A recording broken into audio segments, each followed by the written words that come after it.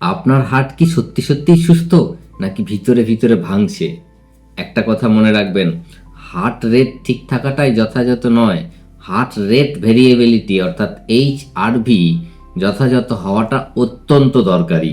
কম HRV মানে আপনার শরীরে ট্রেস আটকে আছে, কম HRV মানে আপনার ভেগাস নার্ভ দুর্বল হয়ে গেছে, আপনার হার্টকে অতিরিক্ত পরিশ্রম করতে হচ্ছে, আপনার শরীর সবসময় এমার্জেন্সি মোডে আছে, সবসময় ফ্লাইট অ্যান্ড ফাইট মোডে আছে, rest and digest mode enjoy করতে পারছে না, রিকভারি মোডে পৌঁছাতে পারছে না, আপনার শরীর কোয়ালিটি টাইম ঠিকঠাকভাবে পাচ্ছে না, আপনার ব্রেন আপনার মাইন্ড শান্ত হতে পারছে না। আর ভয়ঙ্কর সত্যিটা কি জানেন? যদি কম HRV দীর্ঘদিন চলতে থাকে তাহলে হার্ট ডিজিজ, ডায়াবেটিস, ডিপ্রেশনের ঝুঁকি বহু বহু গুণ বেড়ে যায়। আপনার শরীর ভিতর থেকে ভেঙে যেতে থাকে, আপনি টেরই পান না, আপনি বুঝতেই পারেন না চুপিসারে কাদেরকে আপনি নেমন্তন্ন করছেন, কাদেরকে প্রতিনিয়ত আমন্ত্রণ জানাচ্ছেন, ডাকছেন। তবে একটা খুশির খবর কি জানেন? এই HRV হার্ট রেট ভেরিয়েবিলিটিকে বাড়ানো যায়। এটা বাড়ানোর মাস্টার সুইচ হলো ভেগাস নার্ভ।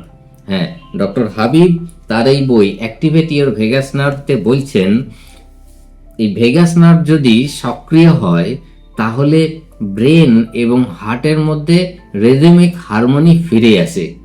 এর জন্য আপনি 5 মিনিট, প্রতিদিন 5 মিনিট ডিপ স্লো ব্রিদিং করতে পারেন, ডায়াফ্রাগমেটিক ব্রিদিং করতে পারেন, আপনি ওম মন্ত্র জপ করতে পারেন, ওম হামিং করতে পারেন, আপনি চোখে মুখে ঠান্ডা জলে ঝাপটা নিতে পারেন, আপনি মেডিটেশন করতে পারেন। মেডিটেশন তো ভীষণ ভীষণ এফেক্টিভ একটা পন্থা এই ভেগাস নার্ভ অ্যাক্টিভেট করার জন্য, ভেগাস নার্ভকে সক্রিয় করার জন্য।